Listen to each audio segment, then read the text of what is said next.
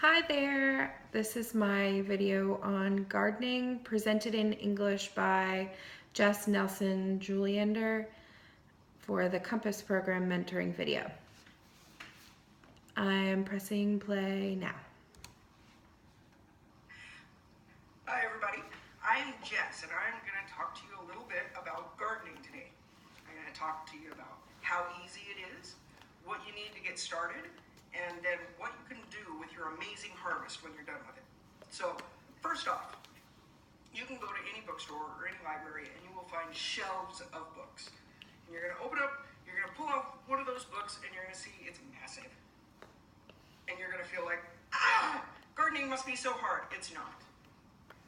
Leave the books, because I'm going to tell you everything you need to know in 10 minutes, maybe even a little bit less, because gardening is really that simple.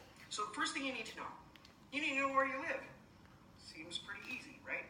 So either you live in a place that has frost, or you don't. If you don't live in a place with frost, like let's say you live in San Diego, first thanks. That's really lucky to live in San Diego. Well, good for you. Live in San Diego, there's no frost. That means you can plant and grow things anytime you want, all year round. Let's say you live in a place like Devil's Lake, North Dakota, where there is snow 9 months out of the year. Your gardening options are a little bit less. And you need to know when your frost happens, because most gardening happens when you're not worried about frost. There are a couple of plants that you can plant whether there's going to be frost or not. But for the most part, you got to know that. So first off, know where you live, and then plant your stuff when there's not going to be any more frost for the rest of the year. Easy peasy. Where do you live? The second thing you need to know is what you like, because there's a lot of stuff that's super easy to grow. Lettuce. You take a little lettuce seed, you sprinkle it out on the ground, poof, 2 weeks later, you have lettuce. But guess what? If you don't like lettuce, you're going to go, oh look, there's lettuce. And then you're not going to eat it. And then 6 weeks later, you're going to have these big, massive things that don't even look like lettuce anymore, and you're going to think, why in the world did I plant them? And they're going to turn to seed, and then next year you're going to have even more lettuce, because those little lettuces went and sprinkled everything out all over the ground, all over their seeds, and it's bad news. So, only plant stuff that you like. If you don't like beets, don't plant them. If you love corn, plant a lot of it. So, where do you live? What do you like? Next thing you need to know is what plants like. And that, my friends, is even more easy than where you live. Plants like the same things that you do. They need food. Love food. They need water. Gotta have water. They need to have sunshine. Without sunshine, no plants grow. And they've got to have warm enough temperatures to be able to grow. Remember that whole frost thing earlier?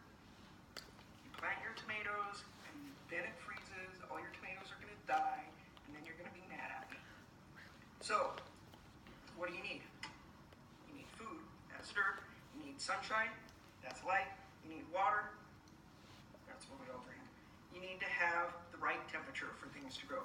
And then you can go ahead and plant your parsley, peppers, cabbages, and celery, asparagus and watercress, and fiddle ferns and lettuce. You might even break out into a Bernadette Peters song. Any folks with me? No. Go look it up. It's a musical called Into the Woods, and it's awesome. It's the best thing that Bernadette Peters has ever done.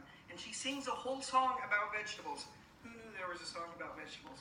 And yes, it starts with parsley, peppers, cabbage, and celery, asparagus, and watercress, and fiddle ferns, and lettuce. It's all right, but it wasn't right. All right, so I digress. So you've decided what you're going to plant. You know where you live. You've got the things that plants need. You've got dirt, that's their food. You've got sunshine. You're not going to plant them in a shady part of your yard. You got a way to get them water, and it's warm enough for them to grow. So next thing I want to tell you is about probably the easiest thing to grow that everybody loves. The most popular gardening plant, and that's tomatoes. So again, when you go to the library or the bookstore and you take out your gardening book, you're gonna look at the tomato section, and there's gonna be like 1,000 different tomatoes. And you're gonna go, Jess, what was I supposed to plant? I tell you, again, gardening is simple. 3 tomatoes that you need to plant. The first one is called Early Girl. And the reason you're going to plant this particular variety of tomato is because it matures early. And by mature, I mean it goes from nice green tomato into that bright red tomato that you go, oh my gosh, this is delicious. Early Girl is the very first one to start maturing. And so you'll have tomatoes in July if you plant them in April, which I typically do where I live, not in Devil's Lake and not in San Diego, but Utah, we can plant tomatoes around in April. Early Girl matures just a couple of months later. So we get our first fresh tomatoes, big tomatoes, about July. Next plant you need to plant. You can plant any variety of cherry or grape tomato. You can go get seeds, you can go to your local nursery, you can order them online.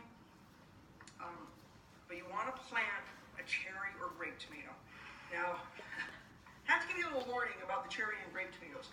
They're awesome, they're little, they are super sweet, they're like eating a piece of candy, and they grow massive plants. I mean, seriously, the one we had last year, and we only plant one for my family because there will be thousands of tomatoes on this plant. The one we had last year was 10 feet tall. It was huge, and literally thousands of little tomatoes, and they ripen very early, and you'll have tomatoes from the beginning of June all the way till that frost comes and kills off your tomatoes, unless you live in San Diego, and then you get tomatoes all year round from your plants. So first one is Early Girl, second one is any variety of cherry or grape tomato. Last one is my very, very favorite. It is called Brandywine. And it is by far the best tasting tomato out there. And they are massive. We had one tomato last year that was almost 2 pounds. It's as big as my head. Now imagine taking that tomato and slicing it and putting that on a hamburger. Oh my gosh. Woo. Brandywine. Gotta have it. The bad thing about Brandywine though is it doesn't mature until the end of August. So you're going to be, I have these huge tomato plants in Royal Green and they're never going to go right. But I tell you, once August and September comes around, bushels. We planted 5 last year and we harvested just about 200 pounds of tomatoes. That's a lot of tomatoes. What do you do with 200 pounds of tomatoes? Well, you go out and go, oh look, here's an onion from my garden. And here's a pepper from my garden. And I'm going to put them into my blender with my Brandywine tomato, and I'm going to turn it on, and poof, I have pico de gallo salsa. Or I'm going to add in some basil, and I'm going to add in some oregano, and I'm going to cook it for a little while, and poof, I have spaghetti sauce. Or I'm going to take my fresh slice of mozzarella and some balsamic vinaigrette and drizzle it over, a little bit of basil leaves on top of that, and boom, maybe some toasted bread, and I've got bruschetta. You can do so many things, and it's so delicious. You've got to do this. Got to. There. That's what I got to say. Go get your seeds. Get ready. Planting time is soon. Peas happen on March 15th. Go make it happen.